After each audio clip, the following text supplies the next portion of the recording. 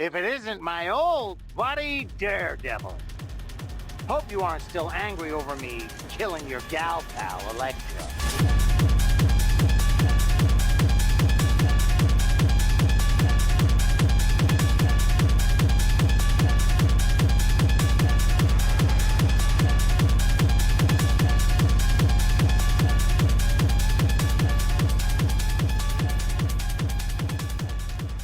It doesn't matter where or what you do. If you're on Bullseye's hit list, it's over. Of course, you may be thinking, so what? He can hit any target. Big deal. This man killed somebody with his fucking boogers. Killed a target with a toothpick from 100 yards away and shot a tooth out of his mouth so fast it was like a bullet.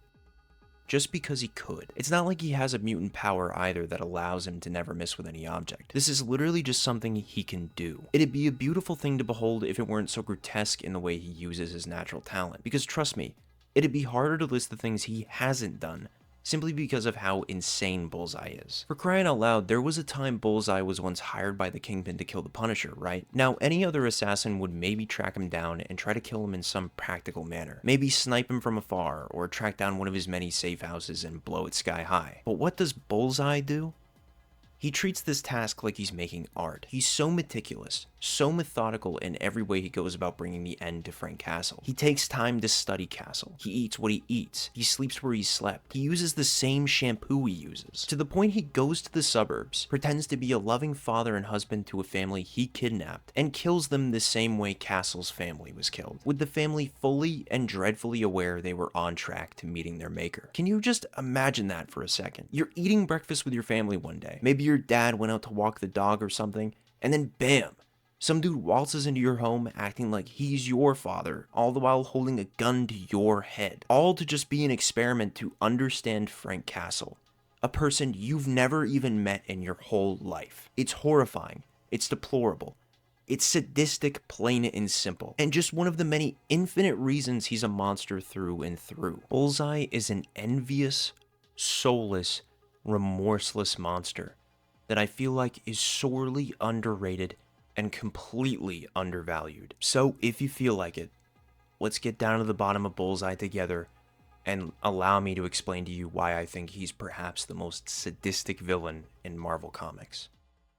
As a child, Lester, or Ben, or Dex, or Poindexter, or Leonard was a son to a family of 4. He had a brother named Nate, an abusive drunk for a father, and a mother who felt as if this was the life that she deserved. Most days were simple. Leonard would go to school, come home, do his homework, and then hop up to the roof with Nate to try and shoot down the birds. Of course, Nate could never hit the targets, but Leonard never missed. These were simple days, but the bad ones, when they came around, it was awful. The beatings drove Leonard and Nate to the brink. So one day, while eating breakfast, they sort of just agreed that they had to kill their father. So one day, returning from school, Leonard found his home aflame. He saw his brother Nate up above screaming that their mother was killed and to get away before their father would pull Nate back into the fire covered in flames head to toe. It was only after the fire that Leonard got around from foster family to foster family to foster family, finally ending up with the Wilkersons. They were a nice bunch that brought Leonard to a brighter future his real family never could, motivating Leonard to take up some activity to help him thrive, like baseball. For Leonard to become a Major League Baseball player, it took simply 3 games to get him there because of his impeccable record. Leonard was happy. He felt like the whole world was watching him, watching what he could do,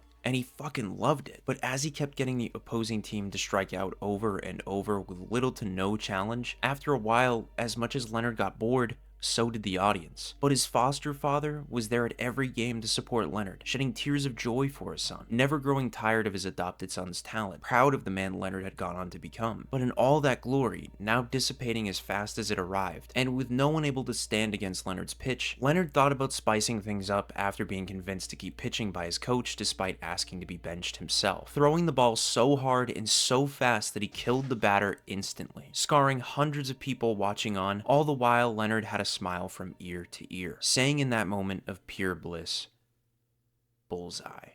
After this, Leonard was subsequently kicked out of the league due to his propensity for calculated violence, a dispassionate attitude for killing, and an incredible talent to use any object as a deadly weapon, which gave Leonard a surprising opportunity to work for the CIA. All the training was child's play for Leonard, to the point it only took days for Leonard to get his first assignment in Nicaragua. The assignment was to train a group of rebels, but that turned out to be the last thing on Leonard's mind, because while on assignment, he figured he could basically make a run for it and never look back. The plan he had was pretty solid: steal a plane, get a new identity, score a ton of money, and sayonara. The only thing he didn't have that he thought would be in abundance was the money factor. So in order to secure enough cash to go through with his plan, he took out an airfield popular in Nicaragua for shipping drugs, making it so that the rebels were in control of whatever got in or out, which in turn began to secure Leonard a fuck ton of money. However, with every positive, there's always a negative that follows suit. Nobody liked this, and word got out fast, all the way to the Punisher, who made it his mission to put an end to Leonard's drug ring. Face to face with the Punisher, Leonard made Frank Castle look like a chump at every turn. Leonard would chuck a knife through his bulletproof vest by surprise,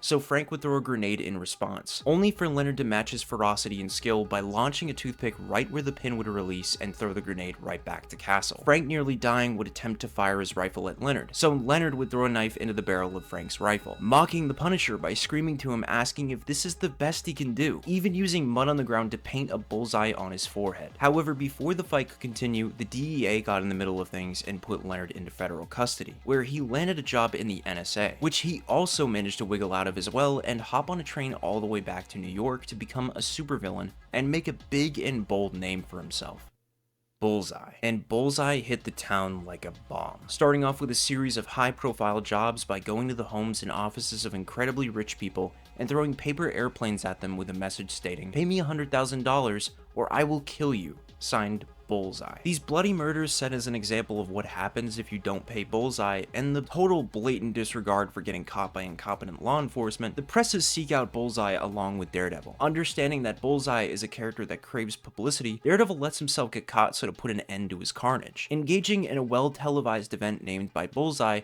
the Circus of Death. This is a battle that puts Daredevil to the test. Bullseye has goons with guns sicked on civilians so that if Daredevil wins, the people will die, and if Daredevil loses, he just kind of dies along with everyone else anyway. Daredevil manages to maneuver his way through the fight in a way where he can save everyone without losing the attention of Bullseye, leading to Bullseye's cowardly retreat. This is still very much in that campy era of Daredevil, so Bullseye's debut is portrayed to be a bit silly, and although Bullseye meets a pretty anticlimactic end, he comes back once again and kidnaps Daredevil's love interest at the time, Black Widow, and tortures her to get back at Daredevil for winning the last time, which grasps the attention of infamous crime lord Wilson Fisk, tasking Bullseye to kill anyone who would get in his way, but most importantly, Daredevil. Yet after so many defeats by Daredevil and Kingpin's total discardment of Bullseye like used toilet paper, what once was a deadly reputation Leonard had held as the world's deadliest assassin, it quickly plummeted when everyone started spreading the word that Daredevil had made Bullseye an utter has-been. Bullseye's life wasn't made any better when he began to start hallucinating Daredevil wherever he went due to suffering from a malignant brain tumor, which led Bullseye to manically go around New York, killing anyone who ever came across him, leading to a death toll reaching nearly 100 innocent lives taken on Christmas Eve. It was in Daredevil stopping Bullseye in a subway tunnel and watching the train about to kill Bullseye that Matt almost considered letting Leonard be the exception to his no-kill rule for all the pain and murder he's caused. But in the end, Matt would show mercy, which really pissed off the authorities, basically telling Matt that if Bullseye breaks out and goes on another murder spree, which,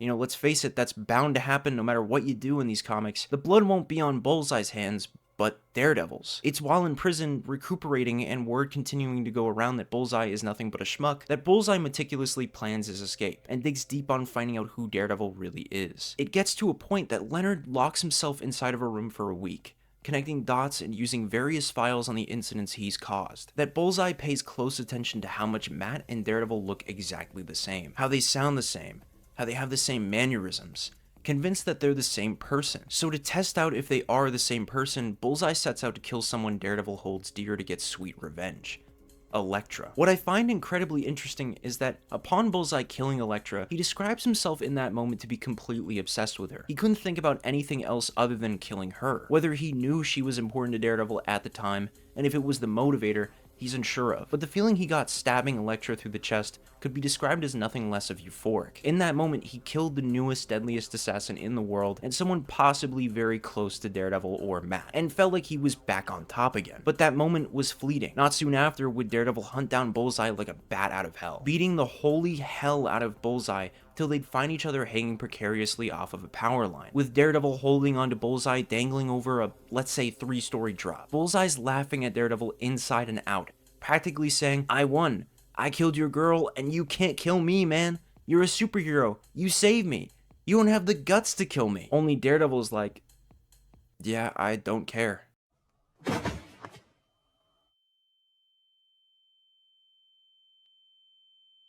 This is when their brutal rivalry. This is when their brutal rivalry really and truly begins. Before, it was all sort of a game for Bullseye, but here after this moment, Bullseye wants nothing more than to make Daredevil's life a living fucking hell. Daredevil approaches Bullseye once more at the hospital with his body completely destroyed, and plays a game of Russian roulette to scare the daylights out of Bullseye so to never pursue a life of villainy again. And Bullseye is left genuinely terrified after the fact. Yet I want to add that the story is more than just the Russian roulette. It's far more nuanced. See, over the course of the turns they take, Matt tells Bullseye about a kid named Chucky that was affected by Daredevil and Bullseye without their knowing. Chucky practically worshipped Daredevil, and since Chucky lived in his own world a lot of the time pretending to be his sidekick and all, it got him in trouble at school a good couple of times. And his father would take out a lot of pent up aggression onto Chucky. So when arriving home, Chucky would always replay the tapes of the Circus of Death over and over, astonished by his #1 hero facing adversity and taking down Bullseye when everything was stacked against him. Daredevil at the very least represented a good role model for Chucky that he desperately needed to be a good person. And it didn't make matters any better when Chucky's father was into some shady business, which eventually led him to cross paths with Daredevil. Chucky witnessing his own father pull a gun on Daredevil and taken down by his own role model, this shattered Chucky's reality. Seeing that his own father was a bad guy like Bullseye, and because Chucky is his father's son, Chucky came to the conclusion, like a child would, that he wasn't like Daredevil at all. He was like Bullseye, leading Chucky to shoot a kid at his own school with a gun exactly like his father's. Luckily, the child survived, but Chucky was left after the fact completely broken, which later leads Matt to beg the question of what the point of his mission truly is. If Matt goes out to do as much good as he possibly can and inspire others as Daredevil, then doesn't that mean that Bullseye could also incite the very same twisted inspiration? No matter what they both do, they are two sides of the same coin and are forever stuck with each other. It's probably my favorite issue in Frank Miller's entire run on Daredevil because of this idea it brings up for readers. Now, Bullseye does come back to his senses. He gets his body laced with adamantium to become stronger than ever, and what do you know? He says, "I'm gonna commit identity theft now," and poses as Daredevil to ruin Matt's reputation. However, in the middle of Leonard doing this, it gets to a point that Leonard becomes completely convinced he's actually Daredevil, robbing the rich and giving to the poor. However, never a man quite sane, because he gets up to some very vile things in this arc that make my skin fucking crawl, man. Among this, it also doesn't help that Matt ends up suffering from complete amnesia, leading Matt to dress up as Bullseye a bit later, and ultimately end up facing off against Leonard once more to reclaim his title as Daredevil. It's really an arc for Daredevil to behold, I'm telling you. After which, Bullseye goes on and defeats Deadpool single-handedly and continues to work for Kingpin while Daredevil becomes Death Devil for some reason. By this point, everything was bleeding into the 90s, where it was all starting to become a bit iffy, so just leave it at that. However, remarkably, Bullseye becomes an incredibly malleable villain from here on, facing against foes such as Luke Cage, Captain America, Hitmonkey, Hawkeye, Wolverine, and fucking Batman. What?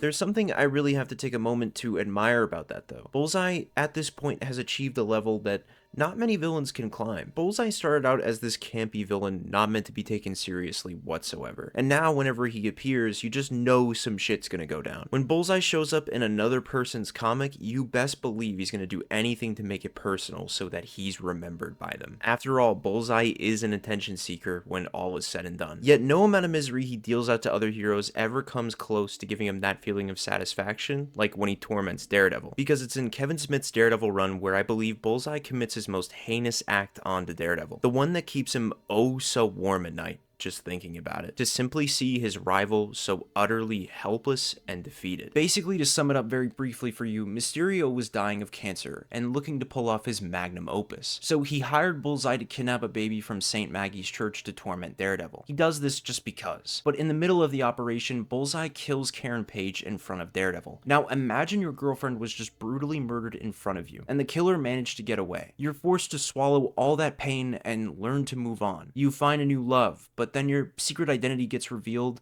and then upon your nemesis learning your secret identity, decides to torment that new love, all the while attempting to kill you. I think you'd be more than a little pissed off. Maybe you'd see red. Maybe you'd beat the ever-living shit out of your girlfriend's murderer, and then carve their symbol on their forehead with a rock close by. So anywhere they go, they'll always remember that moment of sheer brutality dealt onto them, when everything felt hopeless for them, what it felt like to be a victim for a change. However, there is an alternate version of this story that was sort of scrapped, but then added upon much later that I really love. Now, similar to how Daredevil meets Milo Donovan in Bendis' run, Daredevil meets this bank teller by saving her from the owl. From then on, we learn how they fell in love, got married, and eventually have a son. And now we're supposed to be that son reading her last will and testament, walking us through her life and how it was irreversibly changed upon meeting Daredevil. How close friends left her side in fear for her life being married to a superhero and all. How she never lost faith that Daredevil would ever fail to save her. Yet in the last page, as we read the will, Bullseye emerges from the shadows smiling like the boogeyman. A smile that says,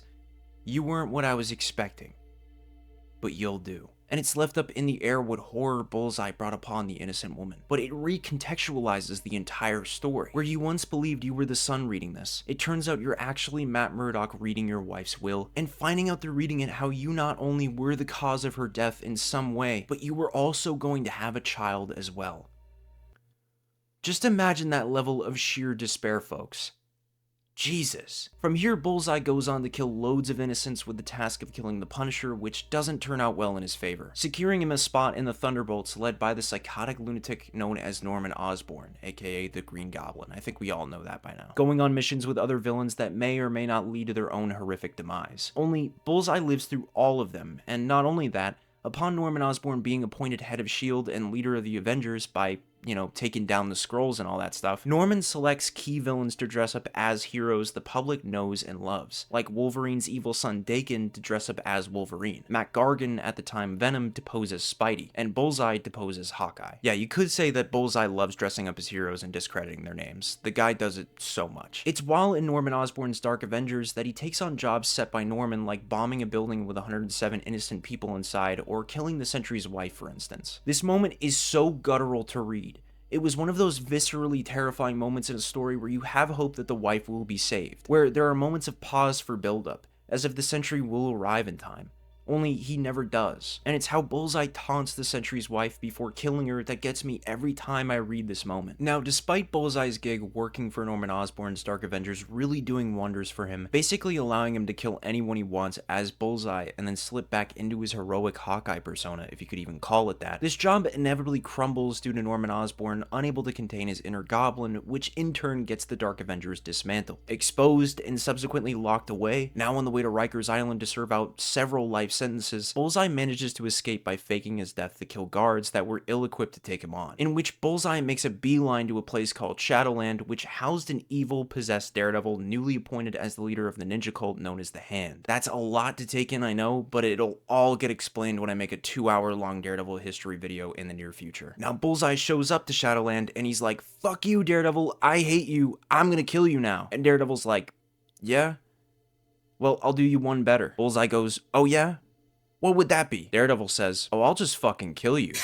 Ending the story of Lester / Leonard / Benjamin / Dex / Poindexter. Only it sort of isn't. See, a guy by the name of Denny Deaver starts seeing Bullseye everywhere he goes. Denny has always had the natural ability to see and speak to the dead, and it could be that it's just a mutant ability of his or something. But right after Bullseye's death, his soul started to torment Denny, driving Denny to kill innocent people because of Bullseye's say-so, rallying a funeral for Bullseye, and finally dying guns blazing because Bullseye told Denny if he did, he'd finally leave him alone. In which Denny finally got the peace he wanted for so long, everything, just at the cost of his own life. Now enter Lady Bullseye. And no, he doesn't turn into a woman. This is just someone altogether different. But when Lady Bullseye was a child, she was a victim of human trafficking and nearly sold off to some awful people in the black market. If not for her knight in shining armor, Bullseye, hired to take out the men running the human trafficking ring. Never really interacting, but sharing a glance and thankful for the freedom he had given her once again, she dedicated her life to becoming just like him. It was only after Bullseye's death and several resurrection rituals on him that Leonard would come back basically 2/3 of the way dead. Now barely alive, unable to do anything but basically think, he becomes the mastermind and works tirelessly to make sure Matt Murdock's life is constantly miserable. First by desecrating his father's grave, then stealing the remains and planting them in his desk drawer to frame him for going insane, kidnapping and torturing the fucking spot of all villains to mess with Matt's ex-wife by teleporting her in and out of Matt's apartment, to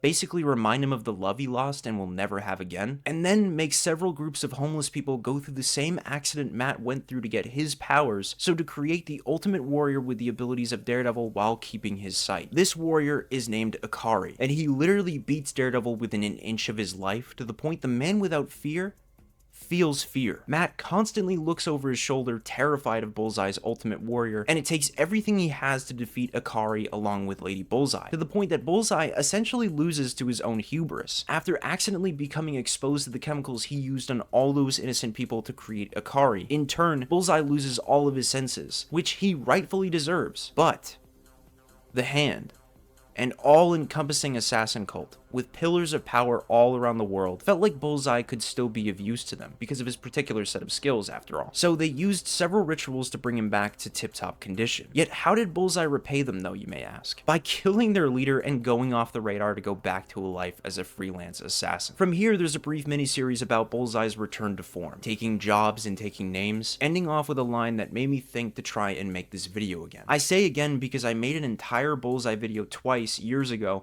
but because I made it on a fucking HP Chromebook that could work better as a door stopper than an actual computer, the files got corrupted twice after it was completely done, making me never want to try and make this video again. But the quote by Bullseye that reeled me back in comes from the final pages of his miniseries. Bullseye was hired to protect the son of one of the most notorious mob bosses in the world, and knowing that a turf war would spark if the father died, leaving everything to the son's taking, he chose to speed up the process by killing the father with the very money he was given protecting his son. The son, crying in fear, asks why he'd kill him, knowing he isn't ready to lead a gang by himself, to which Bullseye says, "Everyone loves to watch a car crash. I did it so I could watch the wolves tear you apart, but most of all, I did it because I'm me.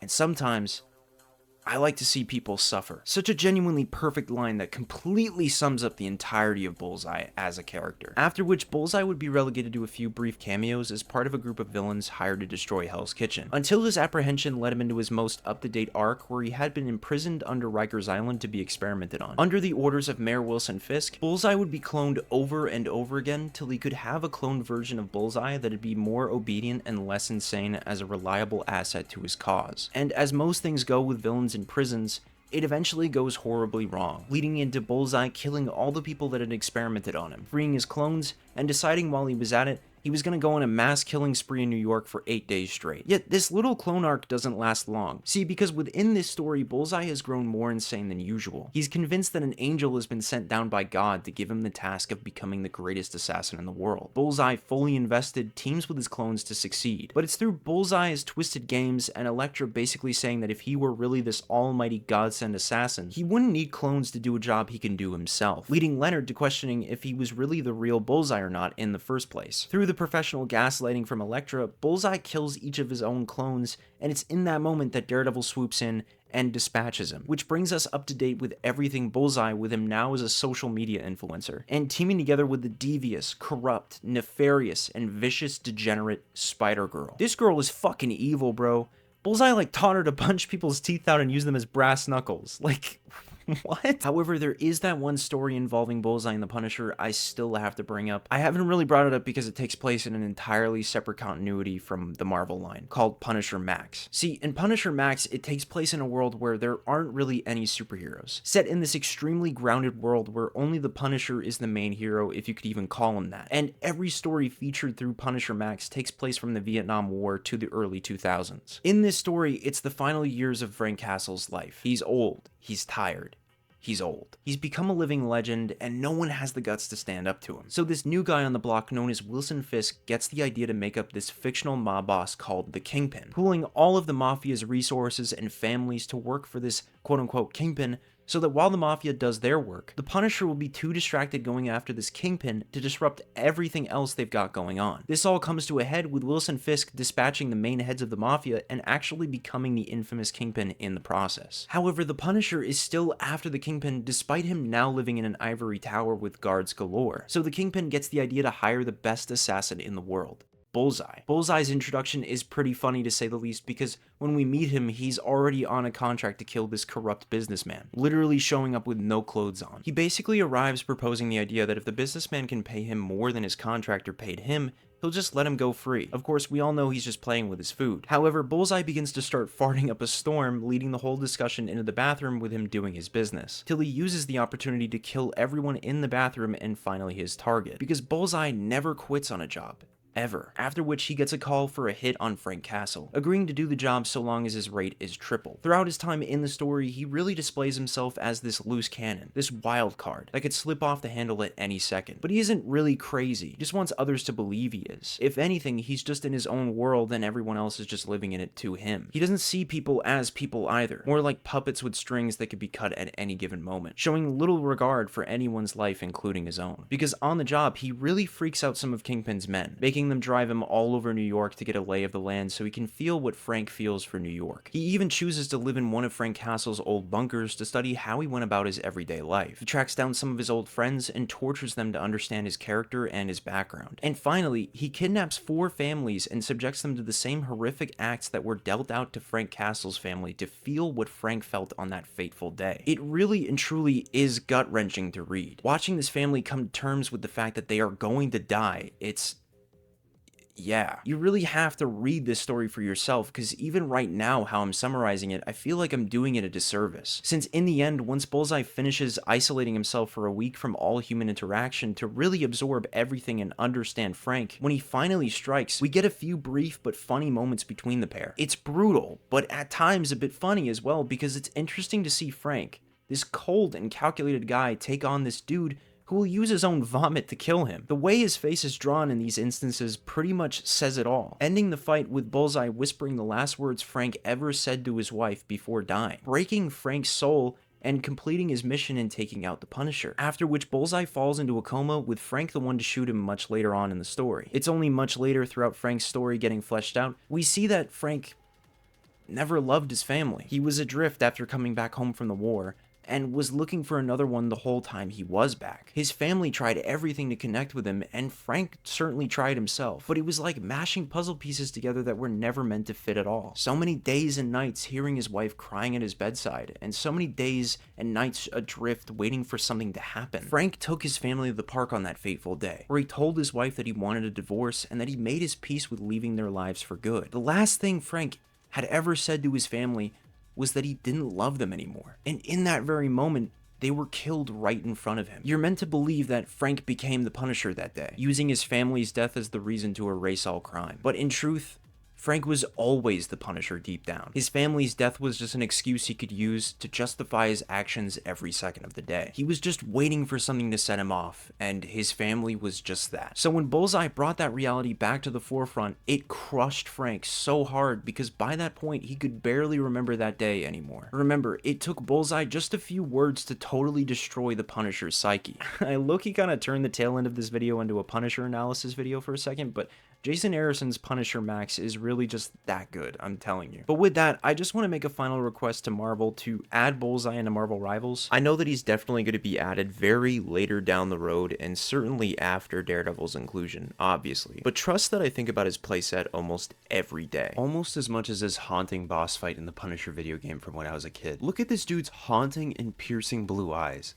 It's so unsettling. And it's not made any better that you have to play hide and seek with this guy. And you're forced to only shoot him in the head to inflict damage. Combined with Steve Blum voicing Bullseye, it's a boss that I'll always remember, despite how silly my looking back on it being horrifying is today. Which reminds me, since we're on the topic of video games, since Marvel almost pushed out a Daredevil video game with various different villains, hopefully one day a Daredevil game could be made, and maybe Bullseye could be a side mission akin to Deadshot's in Arkham City or something. Especially even more so now because of his resurgence in Born Again. That dude that's playing him is the perfect Bullseye. And hopefully by the show's good praises, it could lead to a video game maybe finally coming out. And to close out this video, I'll say that Bullseye is a heartless, gutless lunatic that definitely deserves all the pain he usually ends up getting on various occasions. And I hope after you watching this video that I've convinced you to believe he's Marvel's most sadistic villain, and not somebody to aspire to be what so fucking ever. This character is demented, and while he is one of my favorite villains ever, I think that this person is completely irredeemable and not a person to aspire to be in any form or fashion. He's a messed up individual that deserves nothing good coming his way. With that, I hope y'all liked the video. Make sure to follow my Insta, my Twitter. Follow some of these guys as well. They're all fucking awesome. And as always, I'll catch y'all on the flip side. Bullseye.